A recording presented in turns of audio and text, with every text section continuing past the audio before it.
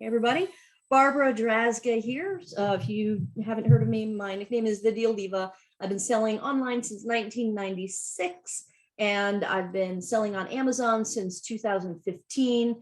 I sell wholesale, direct to consumer on multiple platforms, and I share whatever I can with folks during my journey. As I learn things, I bring them to you. So let's go ahead and get started with the presentation today, which is called Resale Strategy, and write down the link resalestrategy.com, and a bunch of the resources I'm going to mention in this presentation will be on that page after we're done with the presentation. So let me go ahead and share my screen and let's get started. And I'm going to have a Q&A, question and answer, towards the end of this. So go ahead and make sure you jot down your questions and get ready to ask me anything. And if I can answer it, I'll be more than happy to do so.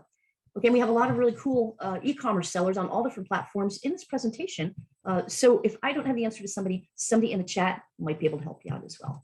So 2020 Q4, can you believe it's July, end of July, 2022? Can you believe it? This year has just flown by, and a lot of stuff has been happening in the world, in the financial markets. And tonight we're going to talk about what the landscape looks like for e-commerce sellers and what I believe you can do to actually maximize.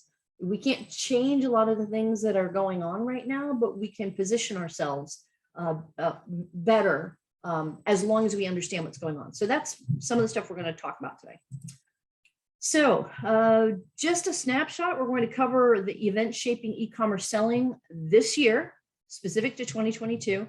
Identify new sourcing opportunities, new selling opportunities, new marketing opportunities, how to create a strategic plan that you can jot down on a piece of paper, on a notepad. After this event, you can sit down and create that in probably 20, 30 minutes so that you can hit the ground running tomorrow morning or tomorrow with a clear plan on what you want to accomplish this last 5 months of the year. And then, of course, we need to give a nod to automate and outsource. That's how we're going to get more done without our brains just completely melting down, right?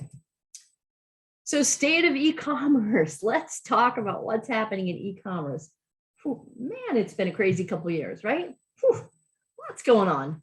So I have contacts with a lot of different types of people. So I'm just going to tell you some stories of conversations I've had with people who are kind of behind the scenes. The first one would be, I was buying bookcases for my new showroom, my new warehouse at Walmart, believe it or not. Just needed some standard, a panel of just white bookcases. And I come across this lady who's stocking shelves, and she had to go get me one of those roller carts, right? And turns out she's worked for Walmart for like 15 years. And she's no longer a manager because she didn't want the responsibility. And I said, well, what is going on in your back room? What's happening back there in the distribution centers? She says, we are so overloaded with inventory. We don't have room to put it out. And the inventory is from last year. So it's just arrived to them. But the way that large big box stores work is they have a planogram of the items that are for this season and where they go on the sales floor. So there's actually no room on the sales floor at this big box store for any of the stuff that came in that was sitting on containers, offshore for 6 months, 8 months, 9 months, waiting to get to the distribution centers. So there is this, then that's just one big box story. I'm sure you've seen it all over the news that Target is just completely buried in inventory. And this ties into some of the opportunity that exists for you guys. I have actually bought a ton of Target overstocks, not returns, not shelf pulls, not customer returns or pullbacks, brand new products that don't fit in their planogram because they were last Christmas's products, for example. So we're going to talk about where the opportunities lie in this overstock crazy liquidation market, as well as any other type of sourcing. We'll talk about the opportunities and the different type of sourcing that you all are working on and have tried. So inflation and gas prices affected by buying habits. Can everybody agree that gas prices have gone up? Inflation scares are real. So how does that affect, if we put that emotion aside, how does that affect the buying habits this year of consumers. Think about it and drop it in the chat. How do you think buyers, people who are looking for Christmas gifts and holiday items and summer items, back to school items, how are their buying habits going to change because of inflation and gas price fears? Okay, so what I'm hearing I talked to a bunch of my suppliers and I asked, what's going on? What changes are you seeing? And one of my suppliers shared with me a conversation she had with a friend of hers who is actually in the finance market. And he was giving her some feedback from his perspective of what was happening. So what we're finding is that during hard economic times, it is proven over decades that people buy certain things consistently. They're going to buy more staples, more things that they need, and less kind of, fun items, just throwaway items. But they also buy things that make them feel good within their budget. And believe it or not, the lipstick, it's called the lipstick effect, I think. And you can Google the lipstick effect. And it started back in the Depression, where a brand of women's makeup, I think it was Revlon, I want to say, but don't quote me on that. And during the Depression, they came out with a red lipstick and it sold like nuts. It just kept selling out because with just the price of a little tube of lipstick, women could, freshen up and feel good about themselves during a difficult time. So that effect has carried on through these different cycles. So people will buy more, not luxury items, but things within a budget that will make them feel good during these times. And then of course, the staples, things that people need. You'll see people focusing their finances on those things more than a luxury or just a spur of the moment product. Retail overstock, we just talked about. There is a ton of product in the liquidation market. There's a ton of product in the liquidation network.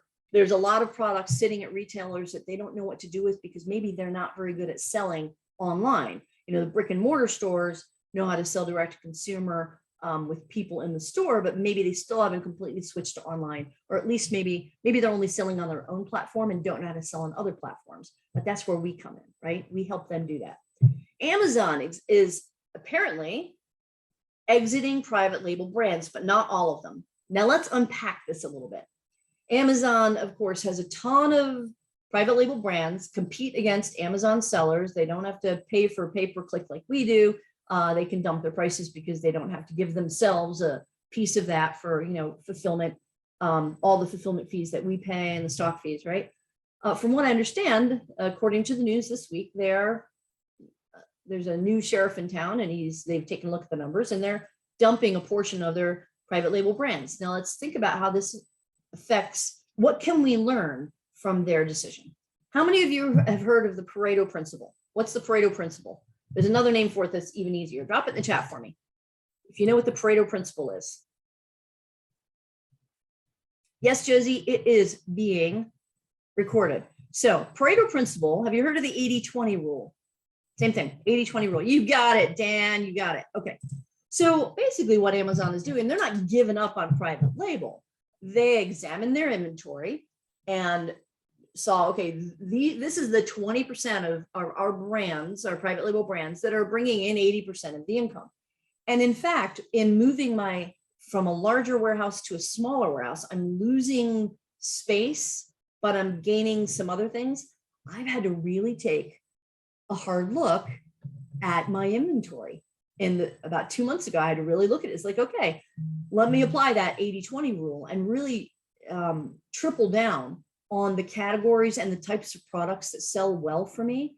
I have a bedding brand, bed sheets and blankets and comforters and pillows, etc. And that does well. People need bed sheets, right? What did I say? That's a staple product. And then I'm in the pet and the baby market. People are always going to buy stuff for their pets, always. I heard on Facebook, and I echo this, having 3 cats and 2 foster kittens in that room. They're everywhere. Yes, I am that person. I saw somebody say this on Facebook. I will go hungry if it means my cats get fed. How many of you feel that way about your dog, your pet? You will eat ramen noodles for a month if it means your pet gets his favorite food.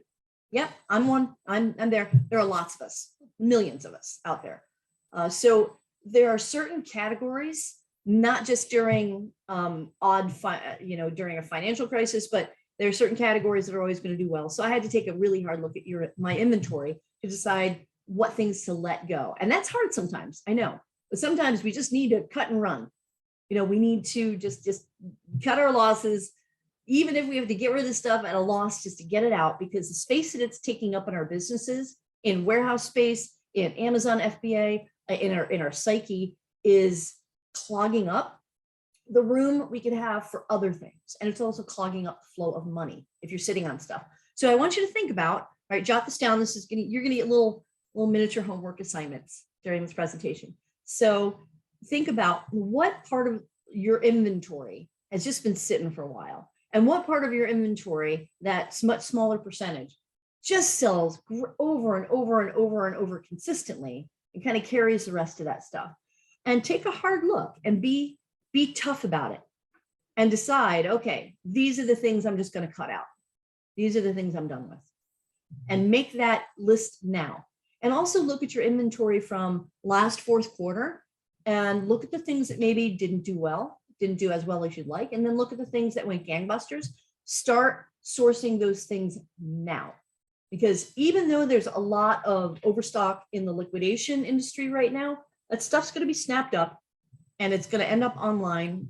You want to start get your inventory now. The closer we get till Christmas, the harder it is the harder it's going to be for you to find inventory at good prices, because we all know prices are going up. Wholesale prices have gone up. Freight charges are through the roof. I don't see that slowing down in the next 5 months through the end of the year. So just like the consumers who are starting to buy more stuff now instead of waiting till right before Christmas, you want to start reaching out to your suppliers and new suppliers now and locking down your inventory. Still messed up supply channels. Yep, it's just crazy trying to get stuff at reasonable prices. Stuff goes missing. There is a shortage of drivers and of trucks. It's still a reality, in addition to higher costs. So just keep that in the back of your mind. Know that it's going to take your things longer to get to Amazon if you're doing Amazon FBA.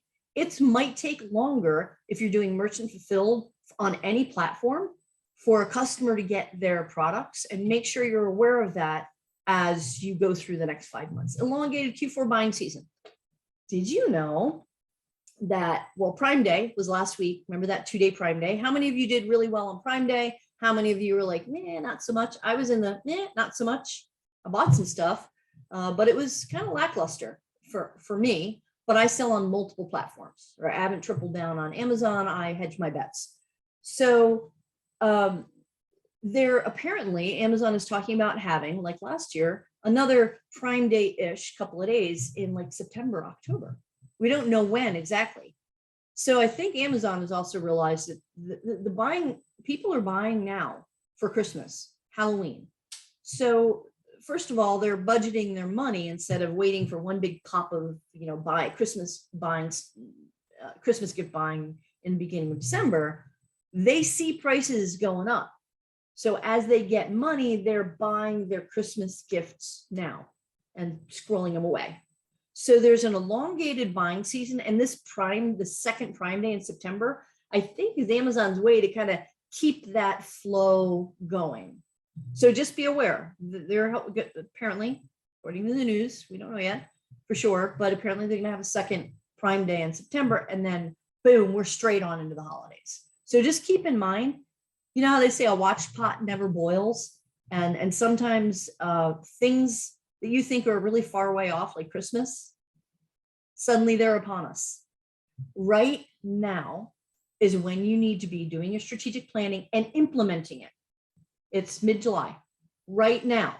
I know it sounds early, but retailers, big box stores, they're buying their Halloween stuff back in January, February. So you just need right now to realize that Christmas is almost upon us from an e-commerce, like dog years in the e-commerce world, right? So new sourcing opportunities. Let me take a little, my little unicorn cup. Let me take a slip of coffee here. Doesn't matter how you're sourcing products. You can do online arbitrage, retail arbitrage, liquidation buying, wholesale buying, private label buying, buying out other companies that are going under, buying products, pullbacks from Amazon sellers who maybe broke Amazon's rules. I have several products that meet this criteria, great products, but they broke Amazon rules and they put like an insert in their product requesting a 5-star review for money. So now they're stuck with all this product. The suppliers are in China and they're stuck with this great product sitting in warehouses and they're not going to pull it back to China. So I scored a couple of pallets of this wonderful, it's a motivation water bottle. I'm sorry, I don't have one here, but it's a big giant 64-ounce motivation water bottle that, has different, every 6-8 ounces, it says, keep going, you got this. Great product, great bundle product, right? But instead of pulling it back to China, I was able to score a couple of pallets of those. So you want to start thinking outside the box. I know a lot of you Amazon sellers here, you think about online arbitrage, retail arbitrage, wholesale, and private label, but that's it. There are so many other ways to source products. I have bought storage units full of brand new product. I buy liquidation products, companies going out of business, auctions. I just got a ton of stuff at an auction. It was a Target overstock auction. And I got these Christmas stockings with dog toys in them. There's 2 different sizes, 3 different colors, super cute. And I bought a lot of them. So I could even start selling them now because it's Christmas in July. Right? I can package those up as a new puppy Christmas gift with a puppy blanket. So there's a bundle of opportunities. So look at auctions for buying stuff. So you want to, if you're doing retail and online arbitrage, remember how I said these big box stores have a ton of inventory that's just backed up in their distribution centers, clogging up their whole systems, right? First, you want to set some sourcing goals. Make sure when you go out running from store to store or you go online that you've got a budget, what categories you're looking for. You're not just randomly scanning stuff. You kind of already know what you're looking for. Like if you're doing bedding, right? Just head straight to the bedding aisle. If you're doing pet, head straight. If you're doing toys, head back to the toy aisle. And with the sourcing goals, it keeps in check that little shiny object syndrome that we all go, right? That squirrel, we're off when we see a big clearance sign. Set your sourcing goals before you head out sourcing. Stores going out of business. Oh my gosh. Yeah, tons of stores going out of business. Not great for them. Sometimes it's a good turn, but they need to move their product fast. Stores desperate to clear their sales after a slowdown of summer in-store sales. Boutiques, think boutique owners, smaller boutiques who are just kind of getting out of it because they want to go back online only. Small local stores needing capital. And then platform flips, flipping stuff from Amazon to eBay, for example. Flipping things from eBay to Etsy. Wholesale opportunities, brand owners are flush with inventory. Again, we have a lot of inventory in the system. Brand owners are not so good at sales a lot of times. They're really good at selling in bulk. That's what they do. And they're really good at creating great product, but they're not so good at doing direct to consumer sales. And that's where we come in. We help them get their wholesale products into the different markets that we can sell into. And I'm not just talking about selling into Amazon. I'm talking about selling on a bunch of different platforms. And we'll get to that in a few minutes. Great time to set up new accounts. See resource. Oh yeah. Go to the resource guide. It is grab this URL. Ready? Resalestrategy.com. Resalestrategy.com. The different tools and content that I'm dropping in here, plus the replay, I will put on that page. There is some things on the page already, but I will be adding more over the next couple of days as I think of resources that will help you. You might have to put your name and your email address to get to that page, but resalestrategy.com will get you the replay and all the resources. Think bundle opportunities, of course, private label opportunities. It's not too late to manufacture and ship via air, but I would stick, if I were you, I would stick with small and light items to reduce the shipping costs. And so it doesn't have to go on a container. That's my personal opinion. So small and light could be scarves, aprons, brooches, jewelry, right? So think about what you can still get from China, but make sure that it's small and light enough to go air so you can get it.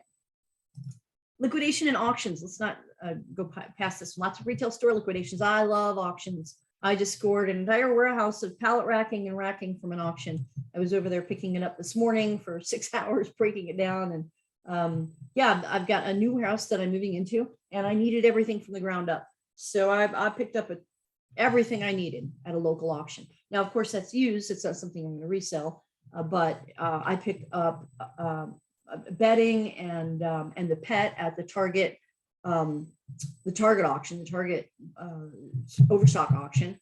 And what else did I get from that auction? Well, a lot of stuff, toys, tons of toys, but all brand new items. So look into auctions in your area, and that way you're not shipping stuff.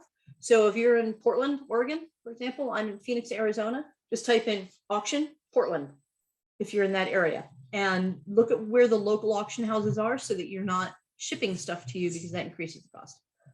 Brick and mortar's flush with overstock, all that inventory that was stuck offshore. We already talked about that. Bundles. You know I love bundles. You know I do. Start planning your seasonal bundles now. I have tons of seasonal bundles. I was going to pull one and show you. You guys want to see one of my bundles? Here we go. Right. So I've got these cool garden flags.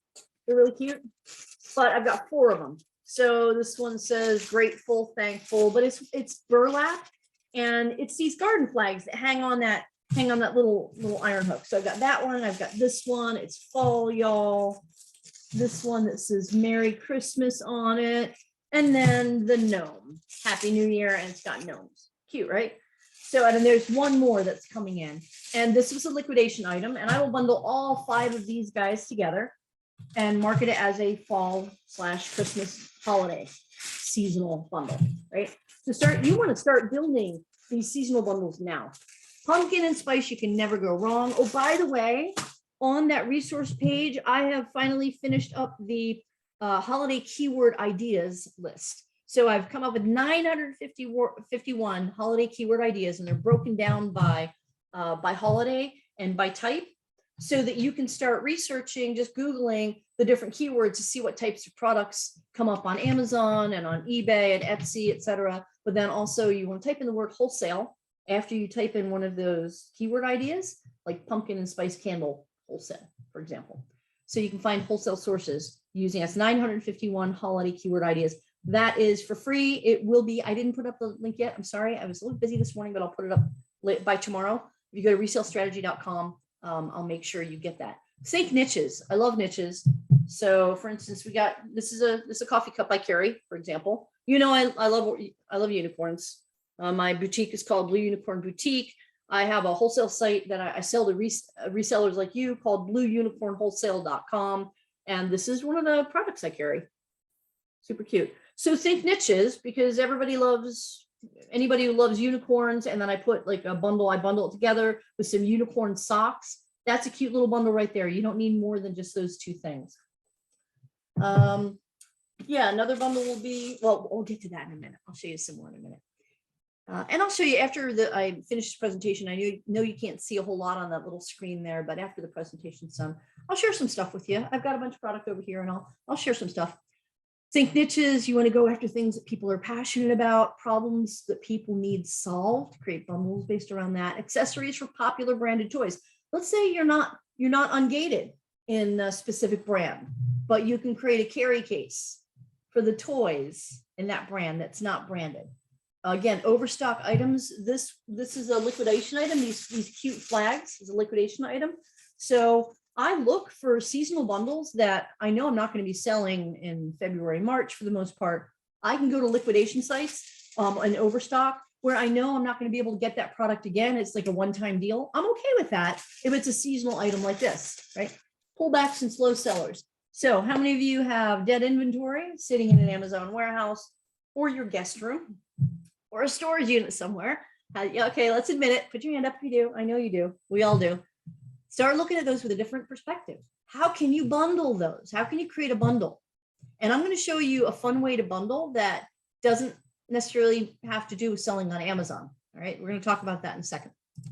So sourcing opportunities are everywhere right now. Focus on relationship building. I get texts from suppliers. Yes, this is what my phone says. Take action now. That's my reminder before I open it up. But I am on the private text list of multiple suppliers that I've cultivated relationships with over the past 5 years, 5, 6 years, where when they get a new product in, they contact me first. before they contact everybody else. Focus on relationship building with your wholesale suppliers, any of your suppliers, and that will help you build your business and help them too. It's win-win. New selling opportunities. This is the fun one. I'm going to come over here to the Q&A and just make sure that we're all on track and you guys can hear me. Yes, yes, yes. Chat is disabled. It's the best video to watch to learn. You send Amazon tool. Okay, we'll get to those Q&As.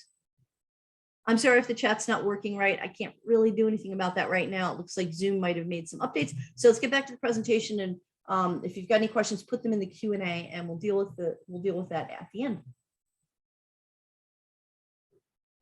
New selling opportunities. How many Amazon sellers in here have ever had their account, even temporarily, shut down? I had a guy right before Christmas 3 years ago, 2019. Yeah, 2019, buy a brand new bath mat from me, a Day of the Dead bath mat, a pair of them, and get them in, stomp all over them, and then tell Amazon that they were filthy when he got them. Brand new bath mats that I bought wholesale in bulk, so he could get them for free. Amazon throttled my account 2 days before Black Friday. On Black Friday, I made, what was the number? $13.58 on Black Friday in sales because my account was throttled. It was that moment. Now I was able to, I wrote a plan to Amazon admitting that you have to admit to things that aren't right, that you don't have the right processes. Here are the processes we've put in place. We'll make sure no employee steps on the bath mats, right? Whatever, right? So you need to make sure, that was my wake up call 3 years ago, that I need to not have all my eggs in one basket. Amazon is a very powerful platform that comes with its own challenges, right? I don't want them to have all my money and all my inventory, where now I'm dead in the water. So 3 years ago is when I started making all these changes on adding new sales channels to my business. And it has gone gangbusters. I guess I'm grateful that it happened, I suppose, but it's terrifying, isn't it? It's terrifying, and it's very stressful. So we're going to talk about new selling opportunities. You are no longer, if I had a little fairy dust, like wand, and I tapped you on the head right now, and if you're still referring to yourself as an Amazon seller, you are no longer an Amazon seller. You are an e-commerce seller. And e-commerce just means you sell physical products. Because if you're labeling yourself just an Amazon seller, you are limiting yourself to, and also that you're carrying higher levels of risk. So let's talk about this. Being outside the Amazon box. And these are just a few sales channels. Did you know there are niche sites for specific types of products? Like people who like horror items, HORROR, horror items, people who like sneakers. There are whole niche sites for people who are passionate about a single type of product that you can sell on, have less competition, and then focus on building out these niches where you can build other assets around those niches. And I'm going to talk about how to build those additional assets to improve the value of your company in just a minute. So think outside the Amazon box. Where else can you sell? Google Shopping, Facebook Marketplace. I do really well with Facebook Marketplace. And Facebook Marketplace does not necessarily mean that they have to come to you and pick up stuff. Now, I have a quasi retail store. It's actually my showroom for my wholesale business. But once a month or so, I'll open it up and let people come in and come shopping. By the way, if you're in Phoenix, I'm blowing out products, so I don't have to move it to the new warehouse. It'll cost me money to move. So hit me up. I go to blueunicornboutique.com. If there's anything you want, I dumped the prices so I don't have to move it. So think about multiple sales channels. Facebook Marketplace is got a huge reach. You do need to understand how to write marketing copy, how to write titles, how to use hashtags, right? So you have to get good at the things that you can leverage to success on all of the channels. So if you're not very good at copywriting and you're not good at writing keyword-rich titles, learn the skill or outsource it, because that is going to be the key to you having success on any platform. I love Etsy. So I love Etsy for niche products. And I love Etsy because the buyers on Etsy are a little bit higher end. They're a little bit, like when I buy at Etsy, I love mid-century modern stuff. I go straight to Etsy. If I want a dish towel with a black cat on it, I go straight to Etsy because I know that the products on there are, they're not necessarily handmade anymore. That was a while ago, but I know I'm going to get something cool. No, I know I'm going to get like a higher quality product. So the Etsy buyer is a little bit of a different animal and we'll pay more. If we see something we want, we'll pay it. eBay, we're familiar with Mercari, Poshmark, Walmart, Shopify. I have 2 Shopify sites, blueunicornboutique.com, which is my direct consumer site, and then blueunicornwholesale.com, which is my site where I sell wholesale products to. So I intake large amounts of liquidation and clearance product, and then I flip that to other e-commerce sellers. And then deal sites. I've been playing around with deal sites like Groupon and Zulily to move product. And these are just a few. In fact, okay, so let's explore new product types. So we're used to buying physical products somehow and putting it on Amazon or a platform. Have you played with Amazon Handmade yet? Have you played with personalization of products yet? I bought a heat press and a vinyl machine last summer. I've been having all sorts of fun with that. So you could get something as cool as, get these out. I just got these in. I've got pink and black. These are really, really nice 12-month calendars. Whoa, 12-month classic calendars. Really pretty. So the way that this material is, I can personalize these. I can put vinyl or a heat press on these and personalize that binder. It actually comes in a box, and I will bundle these probably with motivation, with one of those motivation cups, and also put a digital product together. So personalization sold on Etsy and Amazon Handmade. There's very little competition on Amazon Handmade right now because not a lot of sellers know about it. It took about 60 seconds to get approved. I just typed in apply Amazon Handmade and it brought up the link, and it asked for a sample, an image of a product that you create. And I have these bunnies. During Easter time, I put names on their ears. I just put a picture of the bunny on the heat press and snapped a photo and upload it. And I'm not kidding, 60 seconds, I had that approval. So I think they're just looking for an image. They're not even looking at the images. Okay, so themed mystery boxes. I loved mystery boxes are basically bundling. So are subscription boxes. But I'll do a themed box. So I've got I don't know, probably a dozen boxes planned. Unicorn mystery box, right? Or you can call it a treasure box. I'll probably call it a treasure box. Unicorn treasure box, coffee lover treasure box, cactus lover treasure box, for example. So create these themed treasure boxes, and you can create an entire website with just gift boxes. They're bundles basically, but you make them nice. And you can charge more when you make them nice, and then even charge more on top of that if you personalize them. So themed subscription boxes. Go look in the subscription industry. I took a training course this past fall on subscription boxes, and I learned so much about bundling and even sourcing like niche products in small quantities. Bulk lots, love bulk lots. So if you've got a lot of stuff hanging around that you need, I just need them gone, you can put a bulk lot of a dozen, a case pack up on eBay to move more than one item at a time. So the B2B means business to business. I love the business to business market because during Christmas time, they're going to buy gifts for their clients, for their customers. Think realtors, landscapers, mortgage brokers. They're going to buy financial services. They'll buy gifts for their clients, but they'll want to buy a case of them or 2 cases of them. Amazon Associates program. How many of you are selling other people's Amazon products using the Amazon Associates program affiliate link? Right. So if you find products on Amazon that you think you've got a tribe of people would really like, you don't need to go source it. You can just sign up for Amazon Associates program. It's free. And you'll get a link for any product you want to sell where you get a very small commission, but it'll add up over time. It's just another type of income. So you're not just relying on one income source, you're relying on multiple. Go digital, print on demand. How many of you do merch by Amazon? T-shirts, hoodies.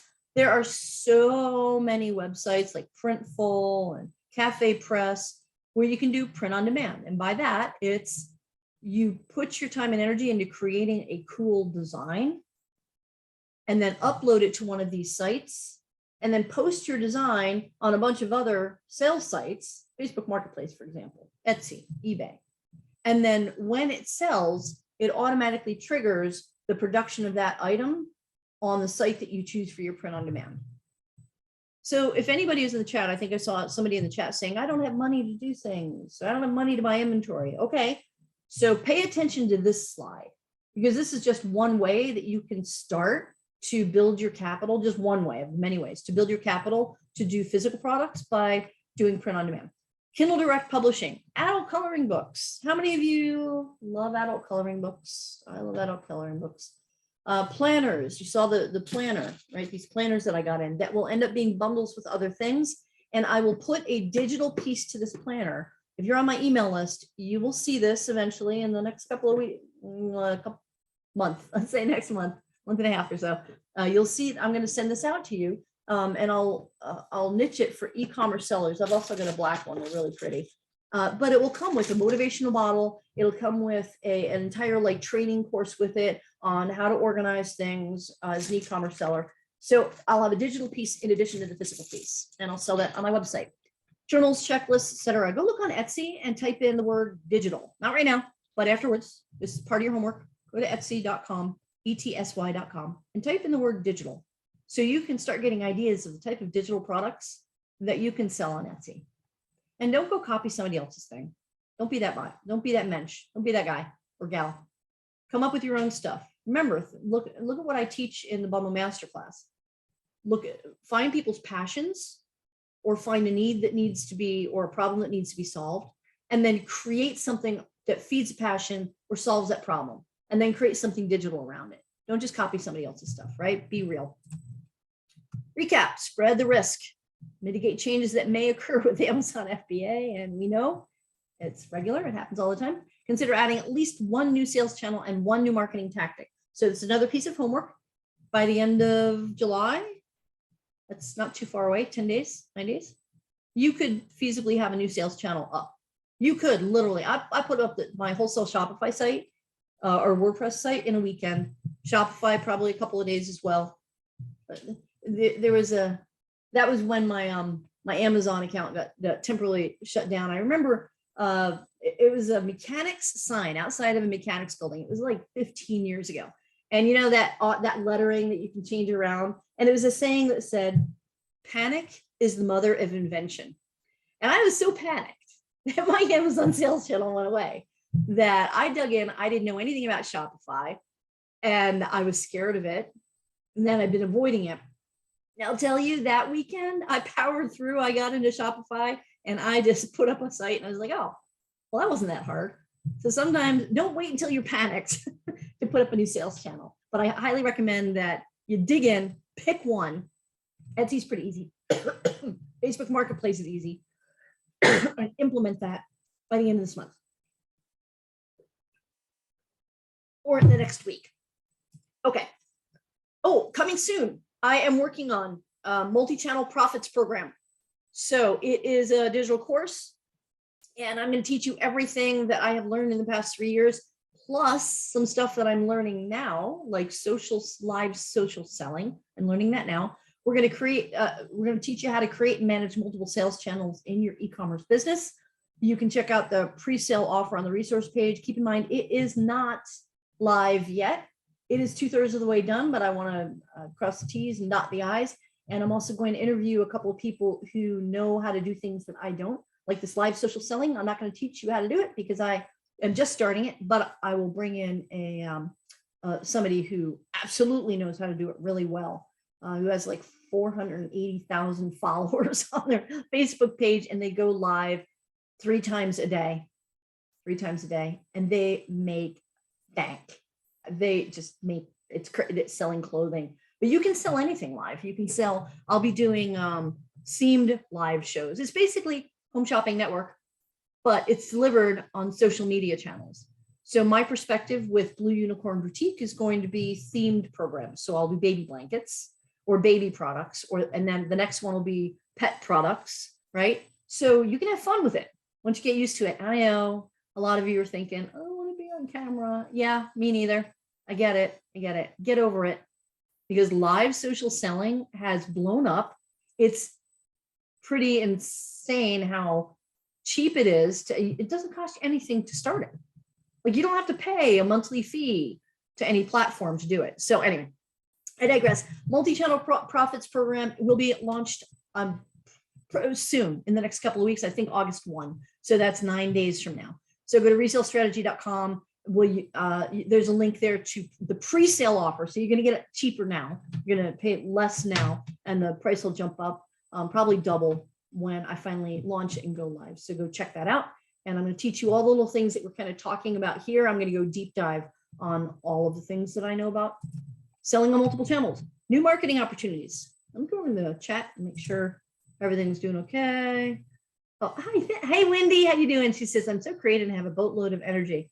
Yeah, you didn't see me earlier today when I was sweating bullets, disassembling pallet racking and loading a truck. I didn't have a lot of energy. Q&A, let's come over here. Okay, so new marketing opportunities. You know, as Amazon, if you're an Amazon seller, if you've been calling yourself an Amazon seller, remember, ding, you're no longer an Amazon seller, you are an e-commerce seller, right? I just did my little fairy dust on you. You're an e-commerce seller. But when you are only on Amazon, do you get to build a list? Do you get access to your customers, to their customers? No way. No way. So what are you really building as an asset that you can sell? Think about this. And you don't want to be an e-commerce seller for the rest of your life. You got other stuff you want to do. You got dreams. I kind of want to do an animal rescue. I think that'd be kind of fun, right? So I've got dreams that I want to implement that require money. So I want to build something that I can sell. So I build a business that I can sell. So a great asset in the business is to have your own customer list. Well, Amazon owns their customers. You don't get access to them. You can't market to them. So let's look at ways that you can start building assets for yourself while using these other channels. Facebook, I discovered Facebook de-stash groups about 9 months ago. So what it is, it's these boutique owners, online boutique owners, a lot of them do live selling. And when they have extra stuff left over, they go on something called a de-stash group to de-stash all their stash and get rid of like the last things they have, like 4 or 5 or 6 items. I've done great in these de-stash groups, and you can sell anything. Each group is going to have a different set of rules, and you just have to follow those rules. But I could go on there, and I will. In fact, I will probably launch this set of these cute little flags. I will probably put that set of 5 up on a de-stash group first. In fact, I could put these up right now and say, I'm taking pre-orders. They arrive in a week or 10 days. Is your brain blown yet? Are you guys excited about this? You got to be excited about this. Okay, so new selling methods. Try de-stash groups. Get rid of all that stuff you've been sitting on that's sitting in the guest room. Stick it on a Facebook de-stash group. Live social selling. We talked about this. So Facebook, Insta, TikTok. I haven't delved into TikTok as much as I should have, but it's on the top of my list as I just started doing reels on, I think it's Facebook. So that's, I'm getting closer to, the reason I've been dragging my feet, besides having to move in the summer to a new warehouse, one of the reasons is I wanted to make sure it's the perfectionism thing, that I was doing things right from the get-go. So the new warehouse has its own room that is the studio. The studio will be set up specifically for live selling and photography, live selling and photography. That's it. So, and then I can rent it out to other people who want to do live selling in the Phoenix area. They can come out and rent that room, and everything will be all set up and ready for them. It like looking really professional. And then I wanted to create a show. I wanted to brand it. And I just registered this domain. You ready? It's shoptheblue.com. Because there are a lot of boutiques out there, and if you look up Blue Unicorn Boutique on Facebook, you'll find my group and my page, but everybody's got boutiques up on Facebook. So I wanted it to be something that was memorable. Hey, come shop the Blue.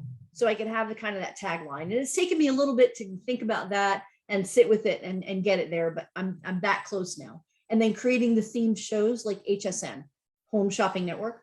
You want to figure out how to do live selling and how to structure it? Watch Home Shopping Network.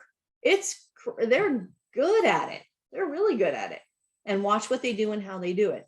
So that's what it's been taking me a little bit longer, is I really wanted to think about it and do it right from the get-go.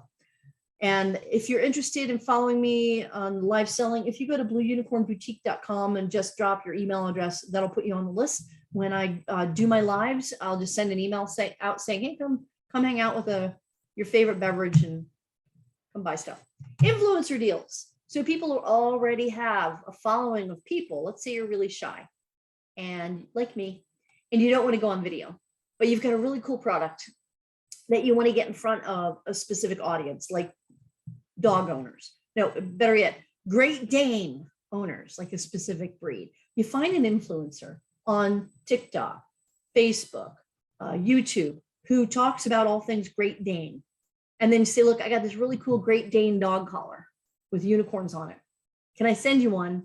And would you like to sell it for me? And I'll give you a commission. And when you have a Shopify store, you can actually plug in an affiliate plugin app so that when they drive traffic through that link, they get paid a commission. Videos on your listings. Amazon keeps reminding me to put videos on my listings. I haven't done it yet, but video selling. How many have bought something off of a video they saw somewhere? Yeah, we all have. So using videos in all of your marketing efforts, and it could be something as simple as just, I bought one of these round things that just rotates, and I'll put the unicorn coffee mug on it, for example, and it will just rotate as I take the video, because video stops people's eye from scrolling to the next thing, catches their attention. Amazon live selling. How many of you been on Amazon recently? Right? There's all these live selling videos. I heard they're not doing so good just yet, but it's because it's fairly new to the platform. We'll see how it goes. But these influencers on Amazon doing the live selling, all they are affiliates with associate links that we talked about earlier. Email list building. This is huge. I want to build an email list of people who love unicorns. I want to build an email list of people who love mid-century modern or black cats. There's my water. See the black cats? I have a black cat, Boo. Many of you know Boo. There are whole like Facebook groups with 50,000 people in it who like black cats. I want their emails because that email, one, allows me to market to them. If a platform were to go down, I can still market to them. And two, an email list is a very valuable asset if it's used properly when you're ready to sell your business. Same thing with niche communities. So you want to build, I could probably build a unicorn lovers, everything unicorn, Facebook group, Instagram channel, TikTok channel, all things unicorns all day. And then feed those people into the email list. And then auctions.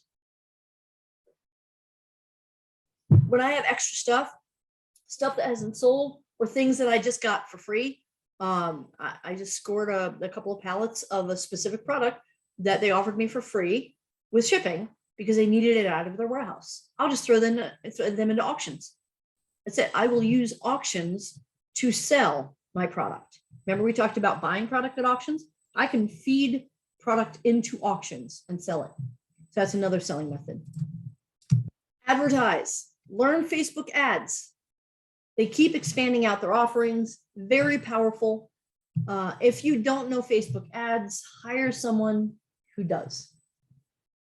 Start running Facebook ads. I think somebody said they saw this event listed on Facebook. That was an ad.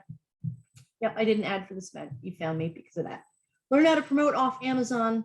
The reason is, one of the big reasons is because you can send people traffic from Facebook or Instagram or whatever to your Amazon listings, but you want to put an opt-in page, which is where you collect their email address and name and phone number so you can text message, right? And then send them to Amazon, right? Explore ad networks. There's one that I've used called Taboola. You ever go to a news site and just go down to the bottom of the article you're reading, and there's like these tile ads, and it says in fine print, this is an advertisement, but it looks like an article. That's the Taboola network a lot of times. And there are other networks too. Use Google pay-per-click. Go look up Google pay-per-click if you're not advertising on Google yet. Use marketing tools for lead generation. So when you go to resalestrategy.com, I built that in a program called Lead Pages, which allows me to create just opt-in pages for, and I have a ton of them. I have ones for the pet market, baby market. Anytime I want to start building an email list for a new market, auction buyers market, I will create an opt-in page using lead pages. There's ClickFunnels, you've all heard of that. ActiveCampaign is just one of the email marketing tools. There's a ton of them, MailChimp, Constant Contact, Get Response, etc. But you want to start looking at doing lead generation before you sell something, so that if they don't buy it right away, you can hit them with offers to buy it later. Somebody, I don't remember who said it, but somebody needs to see, people need to see a message 7 times before they buy on average. Well, if you only send them to your Amazon, straight to your Amazon product, they're going to go off and search for other stuff and potentially not buy. You need to be able to keep that in front of them, that product in front of them 6 or 7 times before they make that buying decision. LinkedIn ads. How many of you are using LinkedIn for B2B? So business to business, the business folks hang out on LinkedIn. You can do LinkedIn ads. Don't just rely on Amazon's organic traffic. Learn how to send your own traffic to your Amazon products, but capture their contact information first. I'm going to just look over on the chat here. Search Facebook DStash. Yeah, Wendy asked, how do I find DStash groups? Search up Facebook, the word DStash. That'll get you. All right, let's talk about creating your strategic plan, folks. You ready? Grab a piece of paper. Here we go. Grab a slug of water.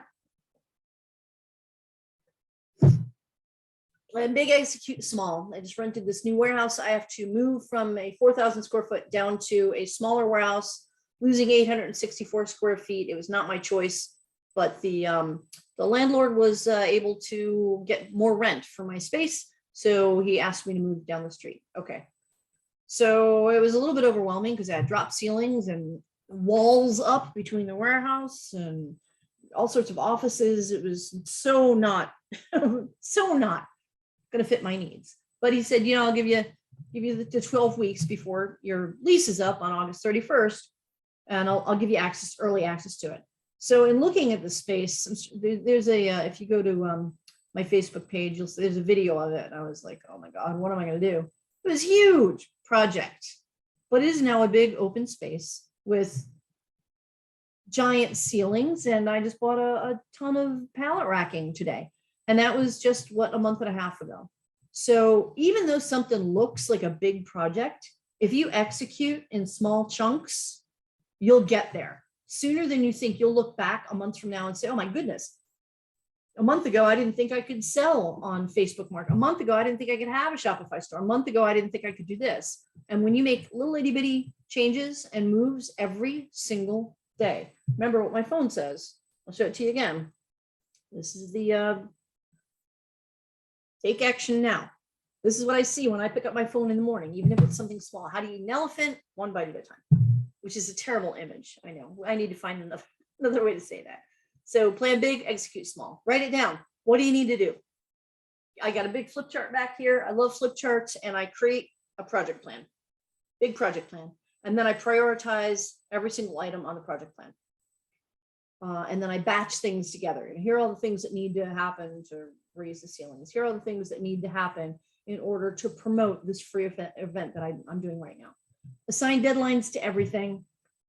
Distribute things to a team. Don't do it yourself. I had a team of professionals work on that warehouse for me. Break it down, implement every single day, because that creates like momentum. And there's something very powerful about the feeling of accomplishment. When you feel like you're not getting anything done, it's a downward spiral. You just want to, sit on the sofa curled up in a ball and a blanket with a cat next to you and watch Netflix, or is that just me? Okay, so when you accomplish something, it triggers that endorphins. You're like, well, I want to do more stuff. That felt good. Okay, use time blocking. So I'll block out this half an hour. I'm only going to do this. And you can use task blocking too. You can say, okay, here are the 8 things that need, or 3 or 4 things that need to happen in order for this to move this project forward. And then you block related tasks, and then put a dream team in place. Now, for fourth quarter, for next year. Start building that dream team. It's not going to happen overnight. It's okay. And there are links on resalestrategy.com to like Fiverr and Upwork and onlinejobs.ph. You can go there and start small. Just start small. Hire someone to rewrite all of your, let's say 10, not all of your, to rewrite 10 of your listings. That's small. Do that. Logistics. Plan for more prep capacity than you think you need, both FBA and merchant fulfilled. Make sure you've got your tables and you have all of the supplies you need, because you know what's going to happen. We still have like these bottlenecks in the supply chain. And I remember last year, had I not bought all of my poly bags, all of my mailers, 3-inch tape, everything, and a backup, by the way, I have a backup Dymo and a backup, I've got 3 shipping label printers, because I do not want one of them to go down right in the middle of Q4. And then I can't find it because everybody has bought them up already. So make sure that you think ahead of what did you use last year? What do you think you use this year? Add like 20% and go buy it now. And by the way, prices are going to keep going up, I think. I mean, don't quote me. I'm not an economist or anything, but I think the prices are going to keep as, it's supply and demand. The supply becomes less, demand becomes higher, prices go up. So buy what you need now. Before other third-party sellers, they're not thinking about this right now. It's July. They're hanging out on the beach and taking vacation. Nothing wrong with that. But I like to kind of be ahead of the curve. When they're panicking, I want to be already prepared. Use storage units. You can rent a small storage unit. And the cool thing is you're not signing a 3-year lease. It's month to month. Score a deal on the storage unit right now in the summer, because a lot of people are on vacation. Storage units are potentially, you'll get like a move-in deal or whatever. So start looking at having a storage unit, just to have a small storage unit for maybe a wholesale shipment, for example. Prep area setup, create flow. I'm learning this with my new warehouse, to have like zones and to create a flow of product to reduce the number of steps you take in wherever you're prepping products and make everything really efficient. But do it now before you get buried in inventory that you have to get out the door. So remember, go to resalestrategy.com. I'm putting up a ton of links. I've got Prep Center. I put a link to a database of prep centers everywhere. I did not create that database. It was created by, I can't remember who did it, but it's really cool. They just put it up, and it like shows you a map with all the prep centers and details for all of them. And that link is on resalestrategy.com. So is the 951 holiday keyword ideas and a bunch of other links to help you out. Processes and teams. How do you create a process? Run through each step of the task you do repeatedly, write it down or video it, use Screencaster, and then send that over to a VA who writes it down and transcribes it into a written SOP. There are tons of tools to manage SOPs. You could use something as easy and free as Google Docs and Google Sheets. Okay. Interview and hire local helpers. Make sure you've got people lined up to help you with local stuff, and then hire virtual assistants. And, I'm finding that virtual assistants, they can't do, not one person can't do everything. They don't know everything you know. But if you hire one specifically for writing marketing copy, another one for editing images, they're 2 different skill sets. Hire 2 different people to do those things. So you don't have a virtual assistant that does everything. That's harder to find. You're going to reduce stress and be more efficient by having a smooth workflow and competent team implementing each step of your process. So it's mid-July. And remember, this is a marathon, short kind of marathon, but between now and the end of the year, between now and December 23rd, 22nd, whenever your last shipping date is, and beyond, because one of the biggest mistakes I made when my first Christmas on Amazon, or my first Q4, I ran out of product. My sales went to 0 because I had nothing left to sell.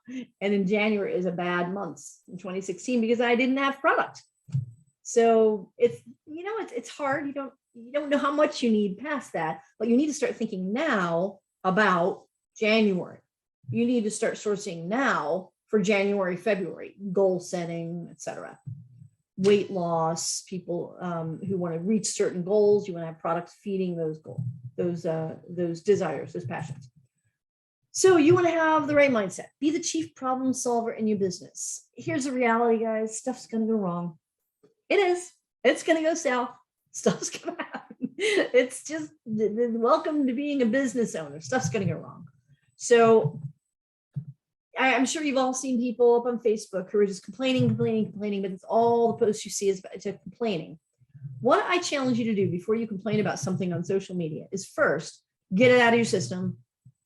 You know, go to the gym, go for a run, punch a wall, whatever you're going to do. Scream into a pillow, get it out of your system for, a minute. And then turn your mindset to, how can I solve this problem? What needs to happen to move this forward, right? What resources do I need to corral? How can I solve this problem? And get into the chief problem solver mindset, the CPS mindset, so that you're not living in the place of reactivity, you're taking charge. Plan recharge time. I like to get into nature. It's tough to do in the summer in Arizona, but nature kind of heals me. So for me, it would be buying some daisies. I like yellow daisies. I like yellow flowers, yellow and orange. Don't know why.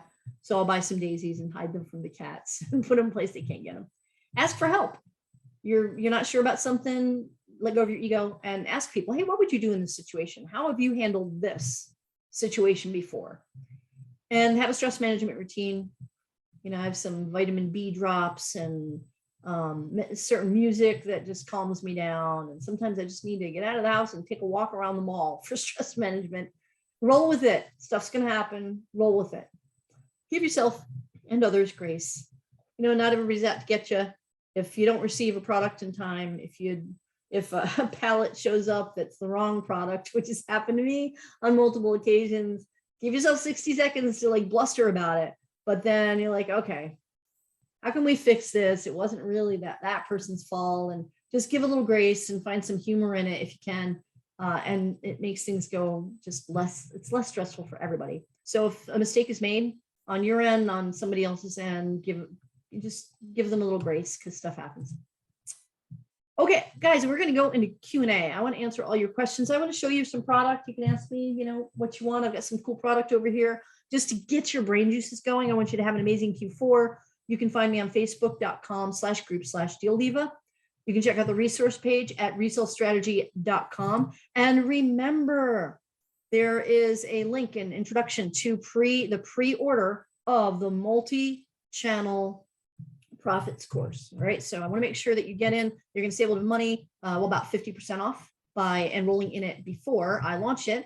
Multi-channel profits program. You'll see that on resalestrategy.com. And you can click on it and it'll give you a ton of information on what we're going to teach you on how to sell on multiple sales channels for your e-commerce business. So let's get into the Q&A. Go ahead and write down resalestrategy.com, where I'm dumping a bunch of links for you to support you in this, including a buy list of all the supplies you need on Amazon, etc. So did you write that down? Resalestrategy.com. All right, I'm going to stop the share, go face to face with you and answer your questions. How can I help you guys? What kind of questions do you have? What are your burning problems that you need solved? What are some of the challenges you're facing right now that you could use us a bit of brainstorming on? What products do you have that you're having trouble coming up with a bundle idea? I'm pretty good at bundle idea generation. Let's see. All right, let's see. I'm looking in the chat here to see who's asking what. How do you find these pallets for overstock? Lori, if you've ever seen me teach my bundle masterclass, I have a saying for questions like this. You ready? Google is your friend. Start with Google. Go to Google. And what I would do is source locally if you can, because of shipping rates right now. So if you can find pallets of liquidation at a local auction, for example, in your area, then you don't have to have it shipped. You might have to rent a little box truck at Budget or a pickup truck at Home Depot for $90 or no, $20 for 90 minutes or something ridiculous like that to go pick it up and then put it in a storage unit, but it will invariably be cheaper than shipping it to you. So start local, look for liquidation products local. Go to Facebook Marketplace. Go to OfferUp. I like OfferUp, and that's local sales. And go to your Facebook buy-sell groups. Anybody sell in local Facebook groups? I do. So I run a Facebook buy-sell group of 40,000 people who are located in the Phoenix area. who buy and sell to each other. So just type the word liquidation in Facebook Marketplace, and it allows you to set like 20-mile limit, 30-mile limit from your location and see what comes up. Also type in store closing, closeouts, and just see what comes up. Google is your friend. So Wendy says, I just don't have dollars to buy stuff. Wendy, start with affiliate marketing, start with print on demand. And remember, it's not going to happen overnight. You're not going to go buy a lottery ticket and be a gazillionaire. If you are, send me Wagyu beef, because I like Wagyu, chocolate, or oh hell, cat food. It looks like we're going to be adopting another cats. But that's not the reality of it. We're not going to win the lottery. We have to start building our finances a little bit at a time. So here's ages ago. I had a minivan. I tore out the seats. And during Big Trash Day, I would go to the upscale, like Scottsdale and Paradise Valley, and I would just pick up hardwood furniture from the curbside during Big Trash Day. I was building a life, building a business. I had no pride. I didn't care. Who cares? And I'd fix it up and make it pretty and resell it. So it was stuff I got for free, but gasoline, right? You can go to auctions and pick stuff up, especially in the summer when people are on vacation. You have less competition at local auctions. Go buy some stuff at auctions for like $5, a whole big box of stuff, and then sell it individually on eBay or Facebook Marketplace. So start small, but start. Okay? Promise me? Okay. You are so creative and have boatloads of energy. Thank you. How do you find these stash groups? We answered that. Thank you. Are you sending out the recording? Are you going to some giveaways on the course? I'm not sure, Chrissy, what you mean by giveaways on the course. No, I don't give away my paid trainings. That's not how I roll, but I do free things like this for you. So I do my best to provide a ton of great content that will help you without being a pitch fest in trainings like this, but I never give away my courses. And here's why. You don't want to train, and here's how you can apply this to your business. You don't want to train people to get things for free from you all the time, because we're all in business, right? If somebody came up and said, hey, can I have your product for free? You'd be like, well, I put a lot of money and time and energy, and I took away time from other things I'm doing. So is that really fair to that person who's doing it? So just keep in mind, if somebody's given away a free course, what's the value of the course? Like, what's the real value? And are they giving that away for free in order to get you to buy a $50,000 coaching program, right? Just keep kind of everything in perspective. So what I do is, because I'm doing a pre-sale on multi-channel profits, the price is 50% off. But once I launch it and it's live, the price will go up. So take advantage of that now. Okay, let's go over the Q&A. See what else we got here. Try to disable, what's the best video to watch to learn to send to Amazon tool? I haven't figured it out yet and still use the old way to send to Amazon form. So Joan, when I get stuck on an Amazon related issue, Amazon's always changing their platform. Sometimes they don't tell us. Okay, most of the times they don't tell us. We got to figure it out. I go to Amazon University. So I go to Amazon itself and type in sign into Seller Central, type in the search box and the help box, how to send inventory. And that will give you the most current information on how to use the platform based on what they've done to it today. Okay, well, are you sending out the recording? I am sending out the recording. So if there are no other questions, I don't see a whole lot of questions here, if that's okay. I want to wish you guys an amazing rest of the year, not just fourth quarter, because we're in July, amazing rest of 2020. If you have any questions, you can find me on facebook.com/groups/dealdiva, DEALDIVA.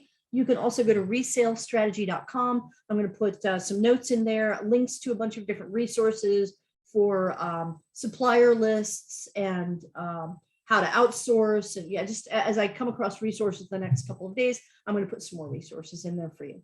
So Wendy says, this was fabulous so much. Thank you. So you're welcome. These are all things that I've picked up and learned over the past, long time. being a reseller and 6 years being an Amazon reseller, an Amazon seller. So, you know, sometimes we learn by trial and error. Hopefully I was able to short circuit and help you understand, short circuit your growth for this year, and also help you understand what is happening right now with everything that's going on as it reflects your business as a reseller, right? So think about when you watch the news, think about how is this going to affect me selling more in fourth quarter, and then start now. Do not wait till October to start thinking about Q4. It's too late by that time. Okay, Chrissy, awesome. Hey, thanks. I appreciate that. Hey, do you guys want to see a couple of fun products that I got in recently? And I'll tell you how I'm going to position them, which might be a little bit different. You guys, you want to see a couple? I've got some boxes over here. I can show you some stuff. Not many. It's only 22 of us on here. Do you want to yeah, let's go. I'll show you. Okay. So you can laugh. Here you go.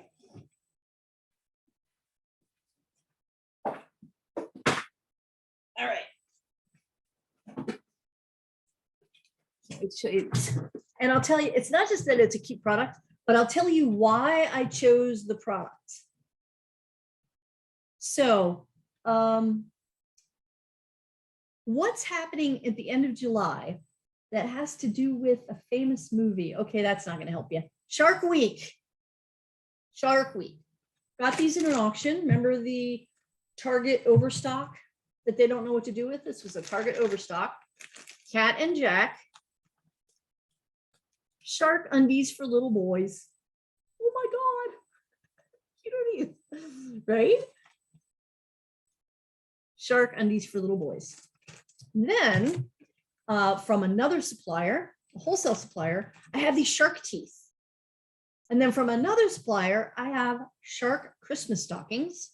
And then from another supplier who may or may not be on this training. You ready? You ready? You're a shark cat. Did you see that? The shark cat, right? Now I could sell this just as a Halloween product and nothing else. But remember what we talked about earlier about creating a treasure box for shark lovers. So this will be for little boys, shark lovers, with the hat, with the shark teeth, right? So you put together this as a treasure box, and then you sell this on the different platforms. That was just one idea. So I'm just trying to show you how my brain works when I see a product. I'm not seeing just that product. Let me show you. Okay, so I have beach towels, I have tote bags, I have a duffel bag, I have a wallet that matches this.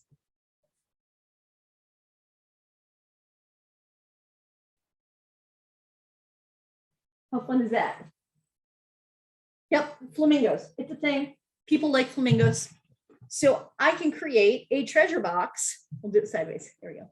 A treasure box for flamingo lovers that has like 5 flamingo things in it. That was fun. You laughed at me yet? They are definitely big fans of Shark Week. I know. I agree. Oh, here we go.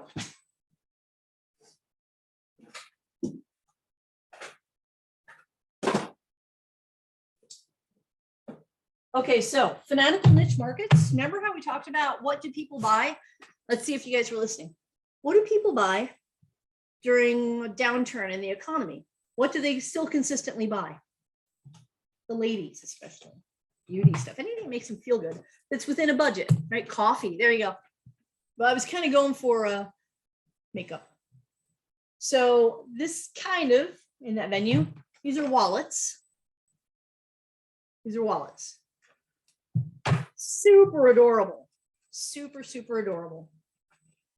And I bought them all, so I have no competition. There we go. How cute. And it's a cell phone holder. Wallet. Super cute with this really cute like dangling thing. And there are multiple colors. All of them are, oops. Sorry about that. That kind of went wonky there. There we go. Yeah, they're really cute. But I bought them all. So I got them at such a great price. I can either sell them individually or I can put this together with what? A scarf, a cute little bag. These are all the wallets I got, and they're all dual tone.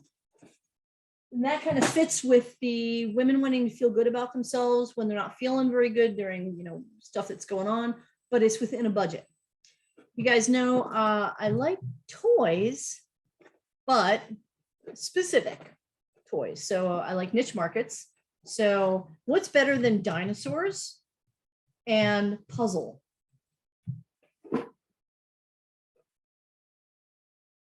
There's 4 dinosaurs that you build and a 5th one that's actually the screwdriver. So this would fall under the STEM category: science, technology, engineering, math, right? So it's a STEM toy. It's a construction toy that you build, and it's dinosaurs. So this is what I look for in products: things that are bundleable and that feed a passion or solve a problem. Pet hair remover. So this pet hair remover was an Amazon return an Amazon pullback because the seller did something wrong and got his account shut down. So I bought a pallet of these guys, and they sell for like 25 bucks on Amazon, and I sell them on Facebook Marketplace for 15. And it's a pet hair remover. And who doesn't need one of these? Okay, I got cats everywhere. I got hair, it's not, you don't use it on a cat, but if you look this up on this, this type of thing up on Amazon, you'll see that it's like this pet remover thing for your furniture. Pet market solves a problem. That's my thinking around a product like this. Why would I buy this? So start thinking outside the box, get a little bit more creative, and how can you bundle stuff? If I put this together with I have a line of baby blankets. It's one of my private label brands, but I can also cross market those baby blankets as a pet blanket. So if you do a new puppy bundle and a new kitty bundle and sell them on Etsy, sell them on Facebook Marketplace, put them on Amazon, put them on eBay, put them on your own Shopify site, and you put this in it and the target market is somebody who's just adopted a new pet, which I've got like 2 kittens in the bathroom over here that I'm probably going to end up adopting, right? What do they need? And you put together a really nice bundle that you can sell for 60 bucks because you've created so much added value. And what did I say about people with pets? We will pay anything if it makes our pet happy. We will. How many? I can't be the only one. How many else feels that way? I don't need any more cat toys we've got cat toys up the wazoo. But if I see a cat toy that's a unicorn, I'm buying it. I can't be the only one that's like this. Okay, so Chrissy, your brain is going faster than your hands. Good, I'm glad. Hopefully that's a good thing. All right, I don't see any questions in here. Do you guys have? Do you make the listings for these bundles under your own brand? Register for brand registry on Amazon. Amazon is pushing people towards brand registry. That is what they want. So they're making it easier for you to register for a brand, and they have a register your own brand, and they have a program now where sorry, I forgot what it's called. I'm having a little brain. Okay, but where you can tell that you can apply for their brand ambassador program. I forget the name of it, and they'll give you permission to start listing as that brand as you go through the brand registry process with the brand trademark process, because it takes a while. And I looked into there's a way to get a German trademark, a trademark from the German government that takes about a week and a half instead of 8 months or a year, that is usable under brand registry in Amazon. I just heard about it recently, so I'll look into that a little bit more. And once I learn about that, I'll drop the information for you guys. You just remember to go join my Facebook group at facebook.com/groups/deal-diva. And I'll drop that information when I get it there. So yeah, I highly recommend brand registry because it opens up a lot of like pay-per-click opportunities and marketing opportunities through Amazon, and enhanced listing content opportunities in Amazon. But I also want you to remember, you're not just an Amazon seller. You are an e-commerce seller. I dub you an e-commerce seller. And Amazon is only one of your platforms. So if you want to build a brand, make sure you're building a brand with a Shopify store and you're on multiple channels and you're doing off Amazon marketing and you're building something to sell, like a business to sell, not just selling individual products. I think that's how we win long-term. Any other questions? Any other questions? Let me go to the Q&A, answer to questions. I sell on 9 sites. Chrissy, nice, way to go. So get better at it. Use more hashtags, but more importantly, you got to have a product that people want. So solve a problem, feed a passion. Those are the 2 perspectives for me. Everything, I'm looking around at all the product I have, and every single one of them solves a problem or feeds a passion. So instead of just selling something like a regular coffee mug, sell a unicorn coffee mug. Okay, any other questions? Any RA, OA products you sell? Not so much OA right now. I'm not opposed to doing RA when the right product shows up. I haven't been going into a lot of brick and mortar stores. Like I'll go in, get what I need and get out recently because I've just been so dang busy. But I'm not opposed to doing retail arbitrage. I just found it's a lot of work for the amount of return. And I hate to say graduated because I know there's a lot of power in doing retail arbitrage. But I found the best use of my time is now buying truckloads of liquidation product and closeouts and stores going out of business and brands going out of business, and then flipping those case lots to e-commerce sellers and let you guys do the work. So I switched my focus end of last year because there's just a lot to get done and I have a small team and it's kind of what I like doing and I'm really good at it. And I have great relationships with my liquidators. So I get these great deals that I can pass on to others. And I have a rule I never compete against with product, never compete against my buyers, my e-commerce buyers with product that I sell them. So do I do RA? I used to. I've just moved on to bigger things, I guess. But don't stop doing it if it's working for you. Right? With all the stuff that's coming into the system that big box stores need to get rid of, they could have an entire Gaylord sitting right in their midway of a specific product that you can get for 2 cents on the dollar. Buy it all if it's a great product. So I wouldn't poo-poo it. Anything else I can help you guys with? I hope this has been useful. Has this been useful for you? You guys found some value in this training? Awesome. Good. Glad to hear. Glad to hear. Good stuff. Okay, if there are no other questions, we're going to close up for the day. This has been great, Barbara. Thanks. You're awesome. Thank you, Dan. I appreciate it. Thanks for useful, says Dan. Christine, nice job. Nice job, guys. Keep rocking and rolling. Get your strategy and planning done now. And I can't wait to hear your Q4 stories, your great wins for Q4. I think you're all going to do hopefully fabulous. And if you have any questions, hit me up on Facebook. Again, go to resalestrategy.com. And there's just a ton of resources you can download over there, including the prep centers and the 951 holiday keyword ideas list. Get started on that list now because there's a ton of good stuff in there. Let me go over the QA one last time. Good stuff. Thank you, guys. Have a wonderful day. Talk to you later. Bye.